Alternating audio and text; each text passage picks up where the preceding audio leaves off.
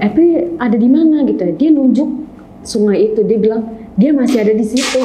Terus guru gue nanya, ini siapa? Ini bukan Epri? Bukan. Tapi posisinya dia merem kayak gini, itu lagi berusaha melek ya kan sama guru gue. Orang-orang sekitaran aja yang bener-bener orang situ aja nggak ada yang pada berani gitu. Kita dari mana datang kemana gitu kan, ke tempat yang belum pernah kita datengin, tiba-tiba sosokan gitu loh, mau camping lagi di sana ya kan. Balik lagi di program Kreasukan.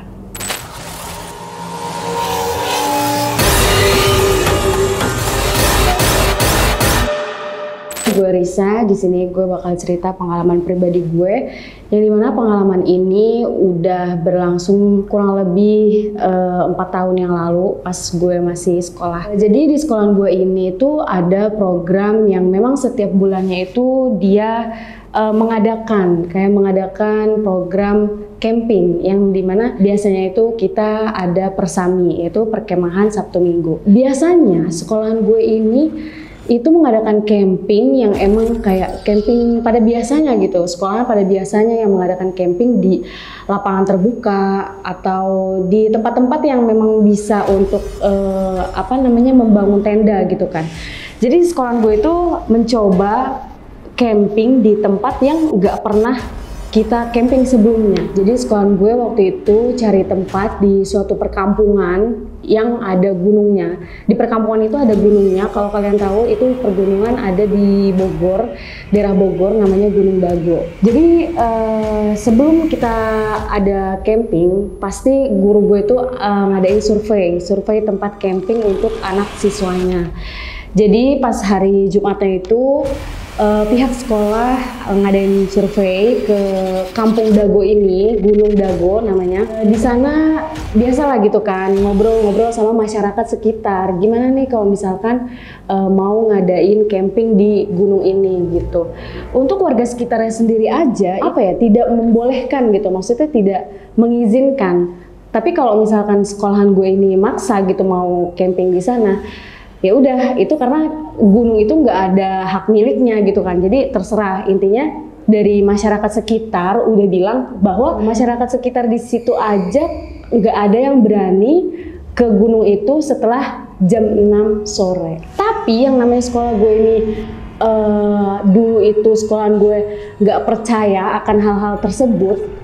Jadi sekolah gue ini tuh ngide kayak kita akan memecahkan bahwa di gunung ini nggak ada apa-apa dan kita camping di sana itu akan aman kayak gitu. Akhirnya sekolahan gue tetap camping di tempat itu, yang dimana pihak sekolah itu sudah tahu kalau misalnya gunung itu banyak hal-hal misterinya gitu. Tapi sekolahan gue tetap nekat untuk mengadakan camping di gunung tersebut. Hari H-nya kita berangkat, semua siswa berangkat pada hari Sabtu di siang hari jam 12. Abis sekitar setelah sholat zuhur lah ya berangkat, kita semua siswa berangkat pakai mobil losbak. Jadi semuanya tuh kayak tenda, penggorengan segala macam, kompor, peralatan buat camping tuh dibawa dalam satu losbak tuh ya. Akhirnya berangkat kita ke gunung tersebut. Datang ya masih siang, gimana sih kan keadaan gunung masih siang itu kayak emang gunung kayak buat jalanan, terus ada sungai, bukan sungai ya, itu kayak ituan apa sih, kecil gitu kayak buat air kayak sungai tapi dia kayak buatan gitu loh. Nah di situ juga katanya sungainya itu tanahnya itu tanah hidup guys, tapi ada airnya. Nah kita udah sampai sana, kita prepare ya kan, bikin tenda segala macem gitu, ngebangun tenda, masak air, mempersiapkan bahan-bahan makanan buat nanti malam kita makan gitu. Pada sibuk sendiri kan semuanya. Pas sore-sore jam 4 sore itu tiba-tiba hujan itu, gunung udah gelap banget. Pas hujan turun itu mau nggak mau guru gue mengarahkan semua siswa untuk pindah ke mobil. Itu tuh kayak mobil travel yang memang terbengkalai di gunung itu, ada kamar mandinya. Kita disuruh tidur di situ. Coba bayangin, itu mobil nggak keurus, terbengkalai, dan kita nggak tahu itu punya siapa gitu kan. Kayak maksudnya itu mobil dari di situ. Kita terpaksa suruh di situ dulu sampai hujan itu tuh reda, karena tenda kita basah, tas kita basah, semua kayu bakar buat api unggun yang udah kita yang udah kita bikin gitu untuk nanti malam itu basah semua. Dan mau nggak mau kita pindah kan, akhirnya dengan terpaksa kita pindah ke tempat itu. Pas dilihat itu bener-bener mobil tuh nggak ada lampunya, banyak sampah, itu tuh bener-bener gelap. Gimana sih, hujan lagi di gunung, itu kan hutan yang ada gunungnya. Kita disuruh tidur situ gitu loh. Untungnya maksudnya kan kalau di perkemahan ini kita kan waktunya lebih banyak di luar kan, kayak ada acara api unggun atau lomba yel-yel, lomba segala macam gitu kan. Jadi kita nggak stay di tempat itu lama gitu. Kita udah pindahin barang ke mobil itu, akhirnya kita keluar kumpul untuk ikutin lomba yel-yel di situ. Kita kumpul itu dalam keadaan masih hujan. Nah, baru sehari guys, setengah hari lah ya, kita kan datang siang kan, baru setengah hari itu siswa-siswa tuh udah ada yang kesurupan. Itu tuh aneh banget, kayak maksudnya gini loh, kayak kan masyarakat sekitar udah kasih tahu kalau gunung itu tuh nggak aman gitu loh untuk buat dijadiin tempat camping, tempat perkemahan, karena masyarakat sekitar aja kan nggak berani masuk ke dalam gunung itu, jalan ke dalam gunung itu aja jam 6 itu udah nggak ada yang berani. Tapi kita datang ke situ, bukan orang sekitar, ibaratnya orang asing ya kan, datang ke situ dengan pedenya buat ngadain camping. Belum satu hari aja udah ada yang kesurupan. Itu guru tuh kayak masih santai gitu loh, kayak yaudahlah kita banyakin doa aja, nggak bakal ada apa-apa kok. Kita di sini semua dijaga kayak gitu lah. Gimana sih guru nenangin, padahal dia sendiri aja kan panik gitu kan. Wah, ini kalau ada apa-apa gimana nih, gue juga pasti disalahin gitu kan pihak sekolah gitu. Udah akhirnya itu tuh siswa tuh udah pada dari awal kesurupan itu, ada yang kesurupan udah pada mulai cerita, ini tuh emang gunung tuh serem kayak gini gitu kan. Tadi juga gue di kamar mandi begini gitu. Nah, udah agak malam tuh ya, udah sekitar jam 2-an kalau nggak salah, jam 2 itu hujan udah mulai reda tuh. Kita seneng dong, semua siswa seneng. Akhirnya kita nggak tidur di dalam mobil itu, karena bayangin guys, kalau kita beneran tidur di dalam mobil itu kayak gimana gitu kan, tempat aja nggak layak. Kita tidur di tenda aja kayak mau nggak mau, apalagi suruh tidur di dalam mobil itu gitu loh, yang nggak keurus dan nggak tahu ini punya siapa dan ada apa gitu di dalamnya gitu kan. Ngeliat aja kayak udah ada hawa-hawa, wah kayaknya ada nih gitu. Pasti kalian juga kayak gitu kan, kayak misalnya kalian nggak bisa lihat makhluk halus nih, tapi kalian bisa rasain ya kayak gitu. Sama kayak orang-orang yang sama kayak orang-orang pada biasanya gitu, dia nggak bisa lihat tapi dia bisa ngerasain kalau ada makhluk di dekatnya dia gitu loh, kayak gitu. Udah akhirnya kita beres-beres, pindahin barang-barang yang dari mobil ke tenda lagi, balik ya kan. Udah kita rapi-rapihin lagi, itu yang tadinya basah kita tutup-tutupin pakai terpal biar ya anak pramuka mah tidurnya nggak lama kan, paling cuma 2 jam gitu karena kebanyakan kegiatan juga. Akhirnya gue satu tenda itu sama temen gue yang dia lagi menstruasi. Nah lo bayangin di gunung lagi camping kayak gitu, air susah, beneran air susah. Mau buang air kecil aja harus pakai air galon. Lu kamar mandi di sana, tenda lu di sini, kamar mandi di ujung berung lo. Mau kayak gimana itu lo kencingnya kan kalau misalnya malam-malam.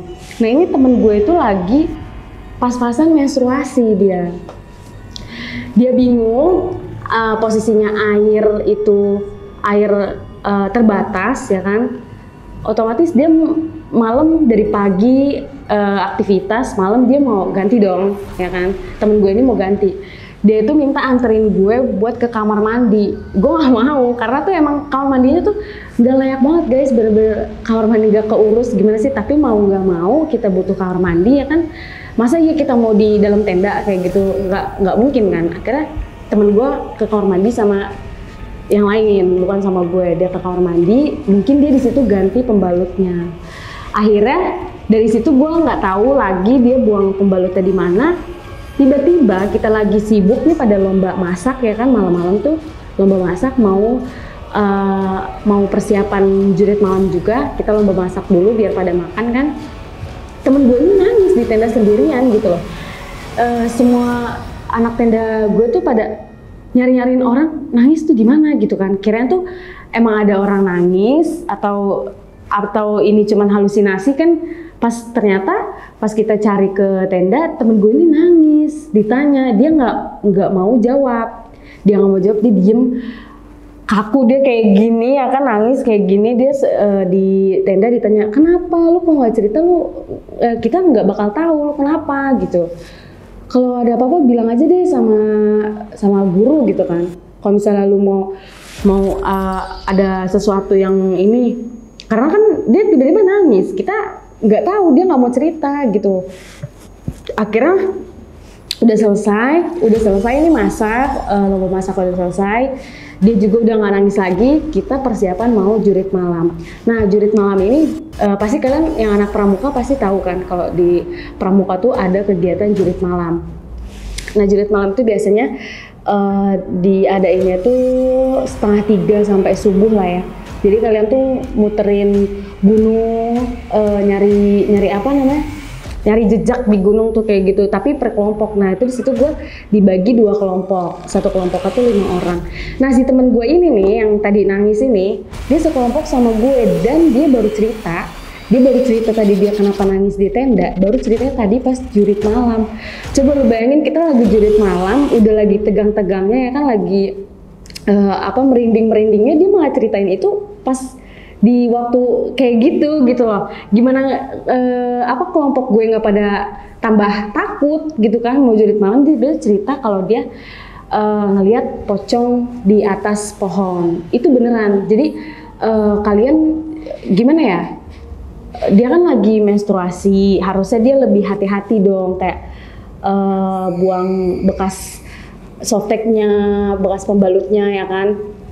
Terus juga emang sih kalau orang lagi menstruasi itu emang agak sensitif ya sama hal-hal yang kayak gitu, karena makhluk halus tuh suka banget loh sama apalagi bau darah gitu kan. Nah, temen gue ini buang ternyata di pohon itu buangnya, dan pocongnya itu muncul di pohon itu juga yang dia buang softtek di situ. Pohonnya tuh pohon apa ya nggak tahu, memang dia tuh adanya persis di depan tenda gue. Dia ngeliat pocong di situ, ternyata dia nangis gara-gara saking nggak bisa ngomongnya, saking udah takutnya dia sampai nggak bisa ngomong kenapa, dia lihat apa gitu. Dia baru cerita tadi, gue lihat pocong di atas pohon itu, kok bisa gitu. Gak tahu apa karena gue buang pembalut ya di pohon itu. Semuanya pada marah ya kan sama dia, pada kesel. Kenapa lo buang pembalut di situ gitu loh. Udah tahu nih gunung kan dibilangin kan angker berdiri segala macam gitu kan, kita masih anak sekolah ya masih.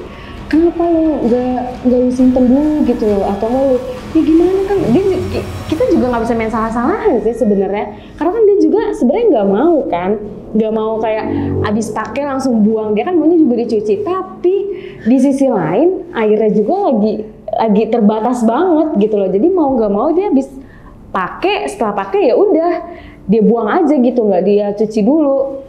Nah itu langsung pada marah kan teman-teman gue, lu kenapa gini gitu, cekcok tuh kita di situ gara-gara kasus itu. Akhirnya kita jadi lebih hati-hati lagi, jaga kebersihan atau enggak sembarangan ngomong kayak gitu kan. Pas udah selesai, yang masalah tadi kita ini kan mau jurit malam gitu kan, ntar semoga aja nggak ada apa-apa, pokoknya kita jangan sampai pisah ya gitu lah pokoknya.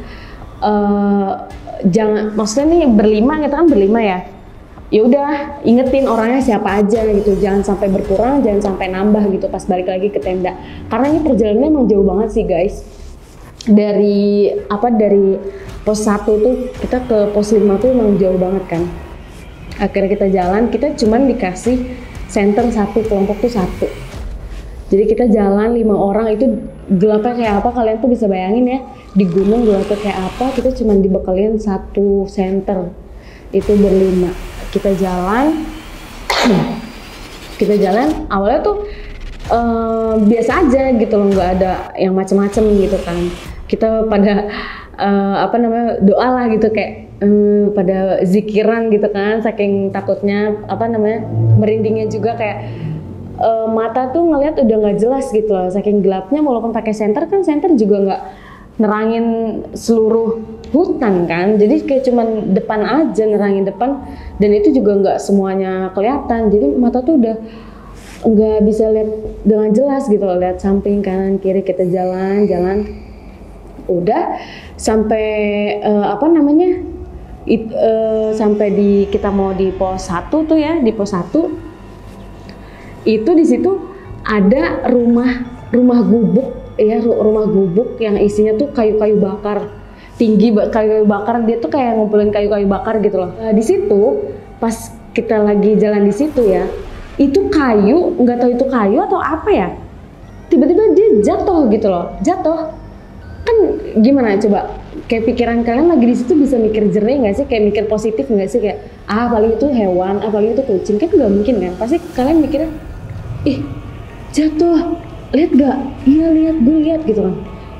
Gimana itu, akhirnya mau nggak mau ya kita tetap harus jalan kan, mau tuh ada apa ya kita tetap, masa ya kita mau takut terus kita diem aja di situ nggak jalan lagi, sedangkan kita baru ada di pos 1 gitu. Itu kayu bakar tiba-tiba jatuh, dan itu emang rumahnya tuh rumah tua banget, lampunya aja masih lampu kuning, lampu ayam gitu kan, lampu warna kuning. Udah kira kita jalan ke pos 1, dikasih ya biasalah kayak materi-materi pramuka gitu-gitu. Akhirnya udah selesai di pos 1, kita ke pos 2 gitu kan. Nah di pos 2 kita aman karena memang jalanannya itu nggak terlalu jauh gitu loh guys, dari pos 1 ke pos 2 tuh nggak terlalu jauh, jadi nggak terlalu takut gitu kan ya, cepet sampainya soalnya dari pos 1 ke pos 2 gitu. Pos 2, pos 3, pos 4 nih aman nih. Nah pas dari pos 4 ke pos 5 ini kita ngelewatin kuburan. Sumpah di situ ya, lewatin kuburan itu kalian harus cari nama kalian, terus lu tanda tangan tuh yang ada nama lu di situ. Sedangkan satu kelompok 5 orang, lu tungguin 5 orang tanda tangan di kuburan. Lu bayangin, itu kuburan orang, masih ada batu nisannya, bukan yang kayak kuburan tanah-tanah doang, tinggal tanah-tanah doang. Ini masih ada batu nisannya, bahkan masih ada yang baru kayak orang baru nyekar gitu, masih ada bunga-bunganya. Kita masuk tuh kan ke situ, biasa lah ya kayak di kuburan hawanya udah tau lah, kayak lu malam-malam ke kuburan ngapain gitu kan. Ya namanya lagi kayak gini ya mau nggak mau lu harus lewatin tuh kuburan kan. Ada pohon pisang, ada segala pohon-pohon beringin lah di kuburan itu. Sumpah itu kuburan tuh rame banget, pohon-pohonnya tuh rame, bener-bener rame. Mungkin itu angin kali ya, jadi pada pohon-pohonnya tuh pada goyang gitu-gitulah. Terus kita mana ini cari kertasnya kan, itu jadi tuh nama lo tuh ada di kertas. Nah kertasnya ini tuh ditaruh di salah satu kuburan yang ada di situ. Lu cari tuh kuburan 1, 2, 3 sampai lu nemuin itu kertas dan lu bisa tanda tangan nama lu di situ. Coba, itu gue bener-bener yang awalnya tuh kita bilang pokoknya nanti mau apapun yang terjadi kita harus tetap pegangan gitu loh biar nggak ada yang hilang gitu. Itu lewat kuburan sampai udah lepas semuanya, pada lepas gitu saking itu benar-benar gelap. Kita takut kan, kita takut nginjak kuburan itu gitu loh. Jadi mau di kuburan lu mau jalannya pelan-pelan lu takut, lu mau buru-buru lu takut salah injek, ya kan. Kita kan juga nggak bisa seenaknya gitu kan, karena kan itu bukan wilayah kita dan itu juga kuburan. Takutnya ada yang nggak suka sama perlakuan kita gitu loh, makanya tuh serba salah deh pokoknya di situ tuh. Udah kita lewatin ya, ini awas itu jangan injak gitu kan, awas itu jangan injak, itu takutnya kuburan orang. Rame itu kan di situ, rame, udah pada panik juga. Sedangkan center satu doang. Nah temen gue ini yang megang center ini, dia udah bener-bener fokus nyari itu kertas gitu loh. Dia emang berani banget sih, yang temen gue yang satu ini. Yang lainnya masih pada riuh kayak awas ntar nginjak ini gitu kan. Temen gue akhirnya nemu nih kertas nama yang ada nama kitanya. Udah nungguin tuh kan satu-satu pada tanda tangan. Udah nggak tahu deh gue di situ udah pada udah pada panik banget gitu ya, kayak baru pertama kali nih gue ke kuburan malam-malam gitu kan, kayak nggak ada kerjaan banget gitu loh. Ada yang sampai ngompol di celana lah, inilah itulah gitu di tempat situ tuh. Akhirnya kita udah selesai tanda tangan nih kan, kita mau ke pos 5 nih ya. di pos 5 itu udah mau terakhir ya kan. Nah ada penjaganya nih di sini nih, ada guru gue nih di pos 4 ini. Ditanya gimana, Pak kok gini gitu kan, biasa pada komplain anak-anak gitu kan. Ada yang ada temen gue yang bener-bener gak kuat banget, ini yang tadi lihat pocong ini udah bener-bener gak kuat banget, kayak udahlah Pak, saya udahan aja lah, saya ituan aja, berhenti gitu loh, maksudnya nggak nerusin jurit malam ini gitu loh. Dia udah bener-bener katanya udah pusing banget, udah nggak kuat jalan, dia bilang kayak gitu kan. Tapi guru gue ini tuh nggak tahu kenapa ya, kayak udah bisa lanjutin satu pos lagi gitu, nggak kenapa-napa kan, itu cuman gini. Tapi temen gue tuh meyakinkan gitu loh, kok pasti udah nggak bisa, pasti udah lemes banget, takutnya di jalan malah kenapa-napa. Temen saya yang kasihan gitu loh, kelompoknya dia yang kasihan gitu kan, masih harus gotong-gotong dia gitu kan kalau misalkan dia tiba-tiba pingsan di jalan gitu kan. Udah akhirnya nih guru tetap maksa nih temen gue nih, emang agak ini juga, dongkol juga nih hati temen gue nih, dipaksa kayak gitu. Dia padahal udah bilang kalau dia nggak kuat, tapi tetap disuruh paksa sampai selesai gitu, karena bentar lagi sampai, maksudnya bentar lagi balik lagi nih ke awal tenda kita gitu. Udah habis itu pas dari pos 4 ke pos 5 kita dipecah ternyata. Gila, dari 5, satu kelompok 5 jadi satu-satu ke pos 5 ini. Nah itu gue nggak tahu ya kayak gimana yang teman-teman gue, cuman gue sendiri dikasih lilin. Di situ dikasih lilin karena center kan cuma satu kita bawa. Akhirnya pas jalan dari pos 4 ke pos 5 ini satu orang, jadi kita dibekelin lilin sama ditutupin aqua gelas gitu loh, jadi biar nggak mati gitu kan apinya. Udah dari pos 4 ke pos 5 tuh gue bilang, si yang guru gue ini bilang, emang mau pakai lilin, kata guru gue gitu. Iya kan gelap kan Pak di sana, kata gue gitu kan. Terus kata guru gue, enggak kok, di sana udah terang, udah ada lampu. Dia bilang gitu, udah matiin aja lilinnya. Dan di situ begonya gue percaya gitu loh, kayak oh gitu, ya udah. Gue dengan pedenya niup nih lilin nih, belum jalan nih, gue tiup nih. Padahal gue baru nyalain gitu loh. Harusnya gue jalan dulu ya setengah ya, gue mastiin dulu gitu, emang benar ada lampu gitu. Ternyata pas gue tiup, gue pede jalan. Oh dari lampu, ya udah. Gue jalan, itu bener-beneran gelap, lu nggak kelihatan jalanan apa, becekan apa segala macam, lobangan itu di kampung tuh nggak kelihatan. Itu bener-bener gue kayak, jangkrik bunyinya ini banget kan, apa namanya, kenceng banget kan jangkrik. Gue situ udah kayak ada hawa-hawa, nih nggak ini nih, takut banget. Gue tuh kenapa ya kalau jalan di perkampungan dibanding di jalanan sepi sama di jalanan gede yang sepi sama jalanan sempit dan itu kampung, gue lebih takut jalan di kampung gitu loh. Soalnya pikiran gue tuh kemana-mana gitu loh, pikiran gue tuh ke distrik sama sesuatu. Kalau di kampung tuh ada inilah gitu, kayak lebih takut aja gitu. Akhirnya gue lari tuh, gak lama gue lari mau ke pos 5 ini. Gue ngerasa apa coba? Gue ngerasa gue kayak lari di tempat karena gak nyampe anjir, kayak beneran perasaan gue jalan, gue lari udah kenceng banget tuh ya. Kok gue kok gue nggak selesai gitu loh dari tempat ini gitu loh. Gue kayak ngerasa masih di tempat yang sama, gimana gitu, kayak anjir. Di situ gue berhenti lari, tapi gue nggak mungkin kan berhenti di tempat itu ya kan, pasti pikiran gue tuh bodo amat, walaupun gue takut gue tetap harus sampai gitu loh. Gue pengen cepet-cepet udahin gitu perjalanan itu, udah pengen gue cepet-cepet, udahlah gue mau kayak gimana juga gue tetap lari gitu kan biar gue sampai. Gue lari tuh bener-bener, gue ngerasanya gue lari udah kenceng, udah bener-bener pengen cepet sampai, tapi gue ngerasa kok masih ada di sini gitu. Gue kayak lari di tempat gitu kan. Akhirnya gue lihat banyak gubuk-gubuk yang gue lihat sebelumnya tuh.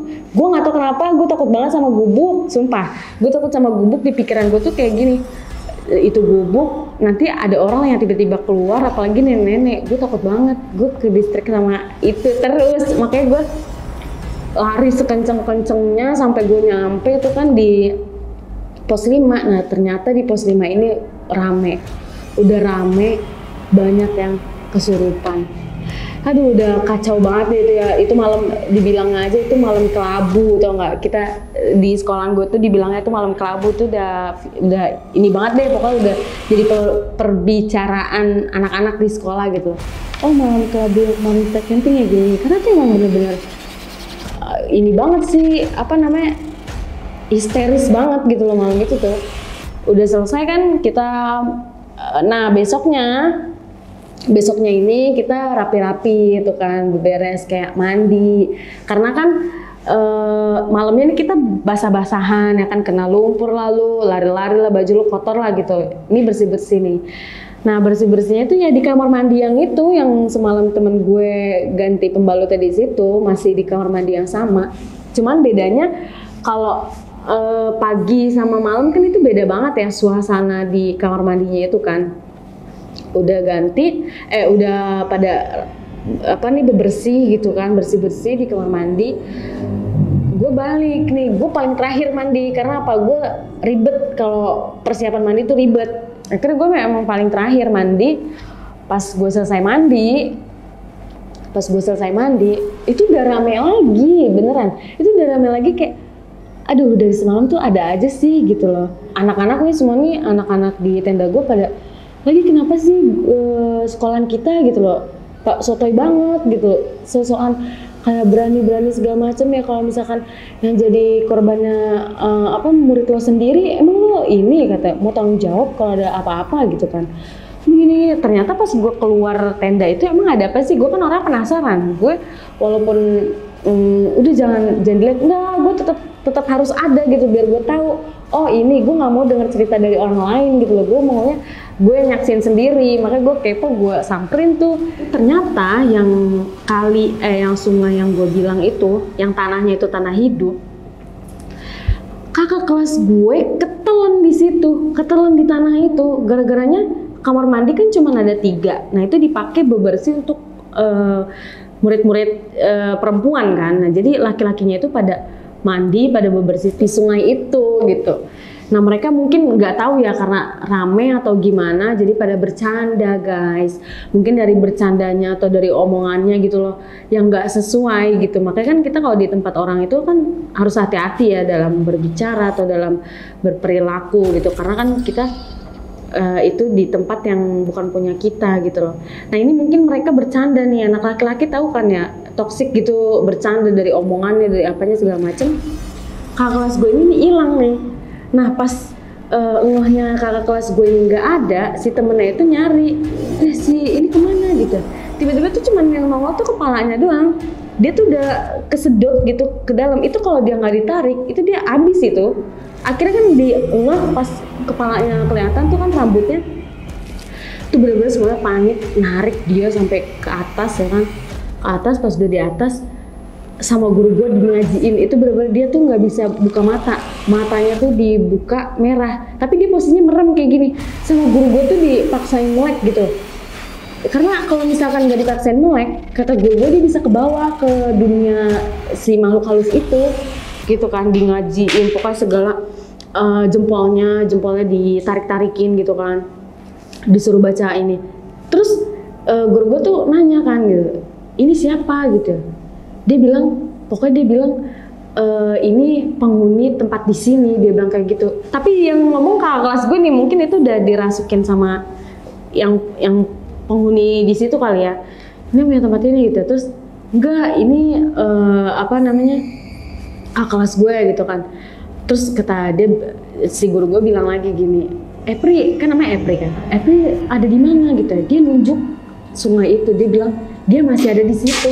Terus guru gue nanya, ini siapa? Ini bukan Epri? Bukan. Tapi posisinya dia merem kayak gini, itu lagi berusahain melek ya kan sama guru gue. Baca istighfar gitu kan. Pokoknya bener-bener dibantai itu, digebuk, diapain sama guru gue biar si Epri ini sadar, kakak kelas gue ini sadar gitu kan. Dia bener-bener gak sadar, dia udah bilang, ini bukan Epri masih di sana, masih ada di sungai sana gitu kan.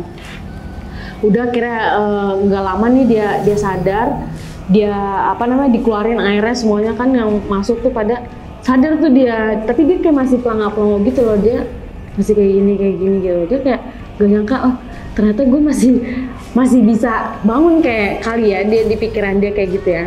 Nah, akhirnya setelah kejadian terparah mungkin yang sampai guru gue tanganin ini sih, si Epri ini, karena dia sampai bener-bener mau hilang. Lu bayangin kalau misalkan dia hilang nih ke telan itu tanah, guru gue bisa tanggung jawab apa anjir ke orang tuanya ya kan. Itu bener-bener dari situ baru sekolah gue dapat pelajaran jangan nekat gitu loh. Jadi kalau misalkan udah tahu nggak boleh, udah tahu dilarang tuh jangan terlalu sok-sokan sih, enggak ya sebenarnya, tapi kan kita juga harus tahu dong gitu kan, kuasa kita tuh, hak kita tuh, ya udah kita nggak ada hak, ya udah kalau dilarang ya udah gitu loh, nggak usah maksain. Kalau ini kan guru gue jadi dapat pelajaran gitu. Akhirnya setelah kejadian itu kita belum ada Sabtu Minggu kemah di sana, kita akhirnya pulang. Takutnya ada korban setelahnya lagi, nah guru gue tuh nggak mau. Udah akhirnya dari situ nunggu si Epri sadar segala macam, kita semua disuruh prepare balik. Kita semua kan nanyakan kenapa balik. Guru gue ya udah mungkin ini tempat gak aman buat kita, atau enggak mungkin penghuni asli di sini gak suka kedatangan kita gitu.